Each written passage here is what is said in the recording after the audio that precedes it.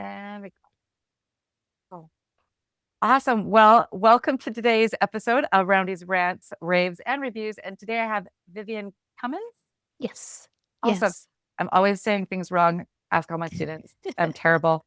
But I'm so excited to have her with us today. She's got a new book coming out, and it's about a very interesting and relevant and real issue for me personally. So I'm excited to have this talk with her and to see what she's been learning and going to help us with. So, Vivian, tell us what it is you do and where it came from. Oh my goodness. So thank you so much for this opportunity. It's so nice to meet you and see your face on the screen. So goodness gracious, what about me? I'm a small town Oklahoma gal. And fun fact, I married the best man from my first wedding. So there's a story there. Totally different podcast. Um, Yes, but a fun story. I want to but hear a one fun, day. fun story. I joined with the Air Force, oh my gosh, back in 1996 as a civilian. So that's where I started my federal career. Was with the Air Force for about 15 years, and then I moved over to the Forest Service and finished out my career there. I'm recently retired. So I have 26 years with the federal government. Retired as of September, and God placed it in my heart to write a book back on December 18th, 2020. Oh, excuse me, 2018. So, what, 7 years ago almost? And the funny thing is that I thought God was calling me to write my husband's story because he has a super cool story. And I've always teased him. I was like, dude, somebody needs to capture this story, put it on Netflix or something. And so I felt really, God was like prompting me, tell him you're going to write a story. So I did. And my husband was like, you know what? I've been getting that feeling too. So I thought, oh, that's confirmation. So let me get going on this. So in December of 2018, I started interviewing and doing ancestry stuff and just getting all this fun stuff. I wrote about 300 pages of my husband's story. And then I hit an absolute wall and could not finish that. And so that's where God shifted that to be my story. And my husband came up to me one day and he's, maybe you're struggling so much because it's your story that God's wanting you to tell, not mine, at least not yet. And so that definitely was the case. In 2020, I had a severe mental breakdown. And that's at the point where the book started to be written, if you will. And so I'll just stop there and let you ask another question. We'll just keep on going. Well, that is saying I love that sort of is because the journey for that is that when I was reading the excerpt you sent me was that was exactly where you started was that Yes. breakdown at the beginning there. And I read that and I'm like, how many times have I laid there? Oh my gosh. Oh Cried in my the gosh. shower, Mm-hmm. cried, curled in a ball on my bed, trying, Mm-hmm. everyone's like, are you okay? And I'm like, I can't even talk because I'm just, Right. and how many of us find ourselves so broken in that moment and God picking us up, or we feel so alone because we don't realize so many other people are going through Mm-hmm. what that is. But you took that as a moment to say, let me tell everyone about it, which is not Oh my first gosh. instinct to when I'm having a mental breakdown. Of here, let me help and share this with everyone in the world. So tell us Right. how that was for you then to take that breakdown and Mm-hmm. God working in you that way to turn that into telling your own story and that Mm-hmm. journey, what that journey was like for you. Well, I didn't expect to tell people. When it was happening, I was just in survival mode. I mean, you Mm-hmm. mentioned the beginning of the book. I do open it up with sharing where I had a breakdown. Wasn't my first one, had many, many before, but this one was so different. I was so exhausted, tired of striving, tired of myself, if that makes any sense. Oh, And yeah. so, and I wanted it to end. I did not want to take my own life, but I asked God to do it for me because I knew that so much of what I was feeling was self inflicted from years of perfectionism. I mean, I didn't realize that at the time, but I just knew that everything that I was feeling was because of me, because I constantly had to strive. It was like way more than type A personality. I mean, it was like on steroids. And so I knew that if God didn't fix me, I wasn't going to be able to fix myself. And if that was the case, I didn't want to live anymore. And so that's where I really cried out to God. And in my spirit, I heard him say, hold on, Just hold on.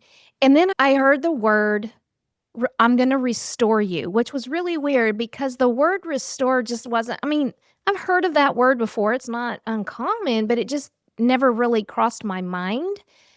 But in that moment, I was like, okay, I have no other choice here. So I'm going to trust you to do whatever you're going to do to, quote, restore me. I'm all in. And so that's when a second half of my journey started, because in order for God to do a change in me, I needed to go through a wilderness season so that he could show me some things. For instance, yeah, I do struggle with perfectionism, but he showed me the reason behind that so that I could understand why I was the way I was. And so as we're moving forward, God's just putting me through so many little exercises from 2020 up until present day to change my character and to restore everything that's been broken, to help me to understand the why behind a lot of things. I had grown to really disdain myself. And God was like, let me explain to you why you are the way you are. And gave me like visuals of me as a little girl and things like that. So I would learn to have compassion for myself as I was growing. And fast forwarding, I'm still writing my husband's story during all this, right? Yeah. Yeah, and then I got cancer. That was another thing that I had to do, so God allowed that in my life, and so that was another journey that I had to get through, and it was all about trusting, just trusting Him with who He is and who He wanted to make me to be, who I already was. And that's the thing, I just wanna back up a little bit. I got ahead of myself because the word restore means so much to me now, because to restore means to bring something back to its original state, right? And that's kind of what God was telling me. I never meant for you to strive like this. I never meant for you to live like this. And so bringing me back. And so he really wanted to impart upon me that I needed to trust him in the things that he was doing because it was restoring me. It was transforming me back to where I started. And so, anyways, and so as I'm going through all of this, I was on a lot of women's groups online because with COVID and all the other stuff, I couldn't get out and meet people, and plus I was dealing with cancer Right. and I started noticing like all of these ladies groups that I was in. We were supposed to be getting online to talk to each other and have fun, but they were all suffering from burnout and stress. All the things that I was going through, they all had their own stories. And they were very similar in some ways. And I just kept seeing myself in them. And I'm like, okay, this isn't just me. This is so many women. And so then kind of fast forward a little bit, and that's when kind of the writer's block started to happen with the other book. And then when I was like, okay, I hear you, God. I think, because during this time I started journaling and I started journaling everything. So a lot of the stuff that I'm journaling ended up in this book. But I was like, okay, now I'm starting to understand, the writing journey of my husband's story gave me the experience. I was going to writing classes and things like that was giving me the experience. And then my life, as I was living it out, was also giving me the experience to put in the book. So that's how it all, long story short, how it all came together. God works in those very mysterious and sometimes not so mysterious ways. Mhm, It's like, mhm, here you are, and let me do this and with you. I really loved how you're talking about that word restore and to what we already were, God's child, mhm, that we were who we were, that we are his child. And he's just trying to restore us to who we mhm, already are. mhm. I'm always talking about we're becoming, we're changing into, but no, he's actually just putting us back where we're supposed to Yeah. be and not where Yes. we're taking ourselves. And so that's such a beautiful thing. I too am a perfectionist. I don't even know where I was born a perfectionist. Just the way I have been from the beginning of things that, Mhm, and I've struggled with like, not, I mhm. don't do anything because I'm like, if I can't get it perfect the first time, That's right. why would I do It's so it? hard to start. Uh-huh. And I've been talking a lot with my students lately on this last month and so because we have a whole little program about how to teach them about mindset and everything like this. And I'm like, Mhm, guys, I tell you, I'm still working on it and I'm an adult. And because I'm starting to like third year in and I'm going, oh my gosh, I'm mhm, still there. mhm. For me, So part of my journey was that God revealed that was a stronghold in my life. Mhm. And, again, he showed me where it came from. And that's one of the things that I talk about in the book is I think it's entitled, I think the devotional is Why God, Why? And that was me asking, why God? Why am I like this? Why am I so stressed out? Why am I da da da? And then he kind of just revealed to me it's a stronghold of perfectionism. And, the thing is that, I mean, I say recovering because I think on this side of heaven, I'm always going to be working at it. Mhm. But I've learned to be intentional about it. I've learned to recognize, and that's what this book is about. It's helping people, I hope, to recognize these things in themselves that have led them to burnout in the first place or have led to a breakdown in the first place. Help them to learn to identify what those things are. And that's why the book is called Breakdown Better, because this isn't like a self help book that's going to teach you to never be burned out or never ever break down again, because life is going to happen. And this, I hope, is going to help people to recognize when they start going into those extremes, when they start to get out of balance and recognize it at the onset. First Peter, what is it, 5:8, I think it says, to recognize the enemy at the onset and then be able to back up, recalibrate, and then move forward. So it's going to be one of those things that we have to stay intentional and keep looking forward. And yeah. Uh-oh. I lost you on the last little bit. Would you repeat that about it being intentional? You froze for just a second. Oh, sorry about that. There you go. Yeah, Sorry. no, I was just saying that it's something that you have to be intentional. It's every single day but the goal is to recognize it at the onset. So when we start drifting into some kind of an extreme or drifting into being out of balance, that we recognize it, pull back, recalibrate, take a breath, and then start over. Breathing's so important. And I love that when we're intentional about it and we recognize it, then we can do that next step that you said there too, is like to give it up to God, to trust Yeah. him. Mm-hmm. And then that second part added on is then he'll give us that strength to be able to Yes. break down better as Yes. we go through. Do it better next time. That's always it, right? Is like we just make new mistakes the next time. It's always Mm-hmm. like fix those ones, make new ones. Is Mm-hmm. Mm-hmm. That's what we're all about as human beings with God's help, is That's to right. learn those things. So I'm curious then to what you were reading or what kind of books or literature or inspirations you had when you were younger that maybe are influencing you now too. Mm-hmm. Mm-hmm. Well, I was raised in church at the age of 12, so I was saved and baptized at the age of 12, and grew up in a small church back home in Oklahoma. And I have to say that, yes, I went to church with my family. And yes, as a young adult, I went to church, but I wasn't really good at putting God in the forefront or studying the Bible or any of that. God was always there. I always went to church. I always loved him. But I didn't get serious about my walk with God until I had that breakdown. And I really just surrendered and was like, I want to rededicate my life to whatever you have for me, because I just felt like there has to be more than this, than just my selfish ambition, right? And so it was 2020 when I really started getting really serious. Now, I will tell you, back in 1996, when I was with the Air Force, I got to get my dates. That's a long time ago. When I was with the Air Force, I was stationed overseas in Germany, and I was going through my divorce at that time. And one of the ladies that I worked with, she took me under her wing and her thing was, you need to come over to my house and eat. Let me feed you. And so I went to her house and she made this wonderful meal. And she said, now you're going to sit here and we're going to watch these Joyce Meyer VHS tapes. Remember Oh, the big tapes, right? V8, the yes. 90s, right?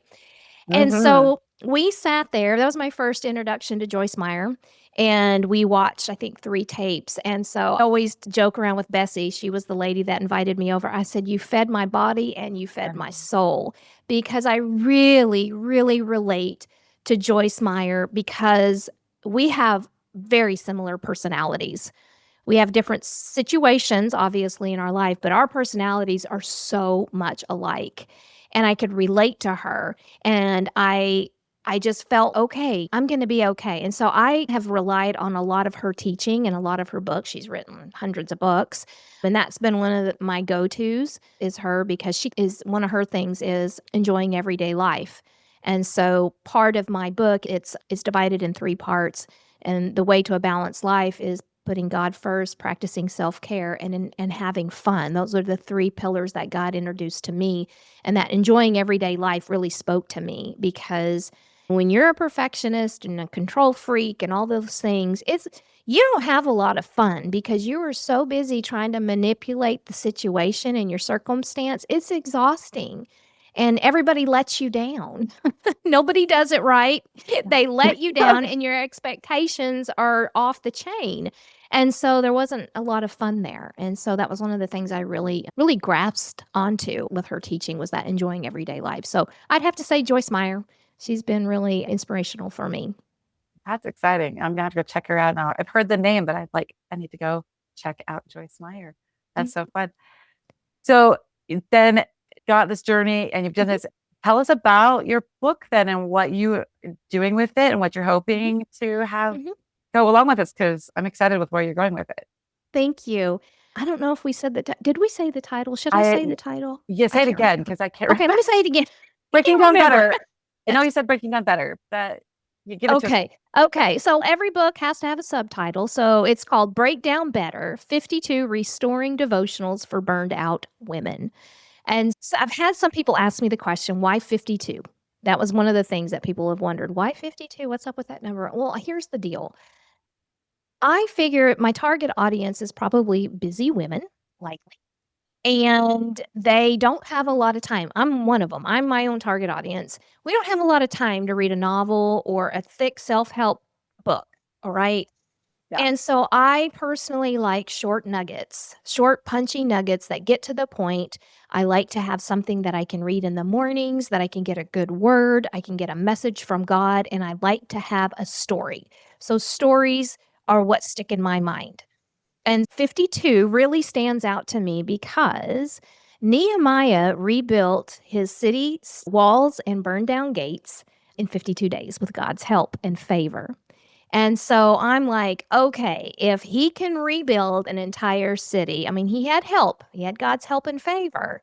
But if he can do that in 52 days, then we can rebuild and we can restore ourselves with God's help in 52 days. Now, it also could be used for 52 weeks because there's a lot of folks that want to dive deeper into it and meditate on the scripture and really journal or whatever. And so because of that, I have another book coming out, hopefully at the very same time, maybe a week or two after, but it is a guided journal that will be a companion to this book. And in this guided, it's called A Better Way.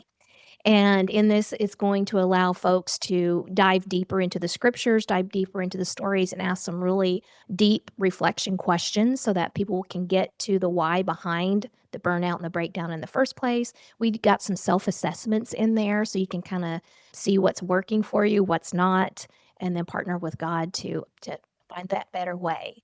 So, anyway, so that's what those are. It's my hope and prayer that this book gets in the hands of the women who need it. I did interview a gentleman this past week. A friend of mine wanted to read it, and he's a male.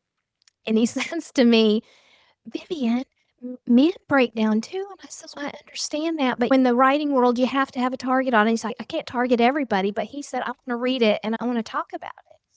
And so we got to talking. I said, really, all you got to do is put your finger over the woe, and it's for men too. And It can be. So it's for men and women, but my target audience obviously is women because that was my experience and I can relate to what so many women are going through. And so it's my prayer that through podcasts like such as yourself and some other the media stuff and marketing that we're doing, that it gets in the hands of the people who need it. And so I'm very confident that God will lead this book to the right people because I know that He had me write it for a reason. exactly. That was what the mind is like. I don't know why I'm writing it or who I'm writing it for, but Mm. God will put it where it needs to be with the right people at the right time and leave it up to him. I was Yeah. talking with someone the other day too about the 2 and 5, the fishes and loaves, right? Yeah. I only have to bring my 5 and 2. I'm not That's right. responsible for anything else. And So even when I'm struggling, I'm like, I'm not selling as many as I'd like. I'm not, wait, step back.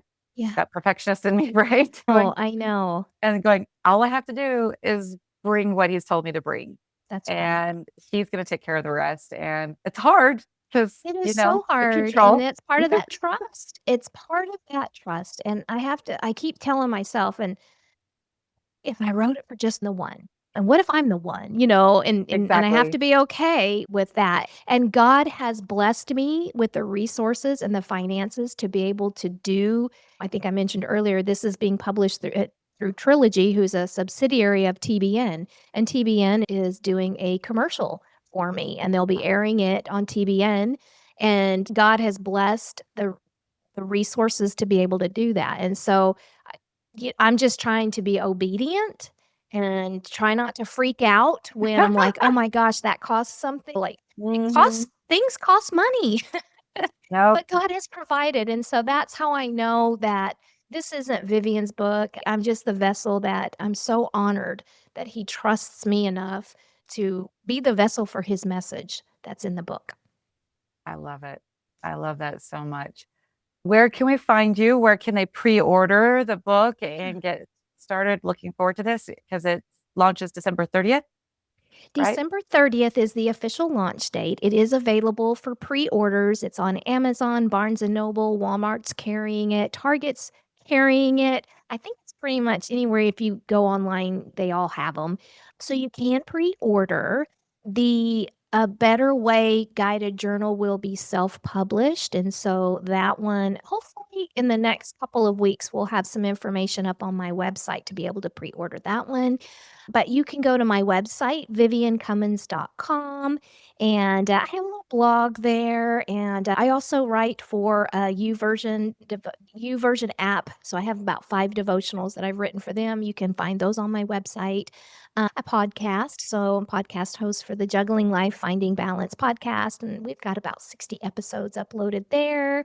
And then I'm on all the socials. There's so many of them. I got Facebook. You can find me on Facebook, Instagram, TikTok. I just opened up a Twitter account, but I don't even know what to do with that. I don't I know don't half know. of them. Like I'm posting places. I don't know what else. I'm I like, know. And then, of course, YouTube. But anyway, you can get linked up on my website, viviancummins.com. that is so exciting.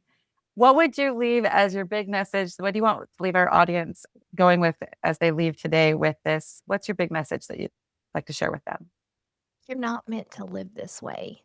You're not meant to strive. You're not meant to be a workaholic. I know sometimes we wear that as a badge of honor. And I don't mean that just if you're working outside the home. We can overdo it in our home as well.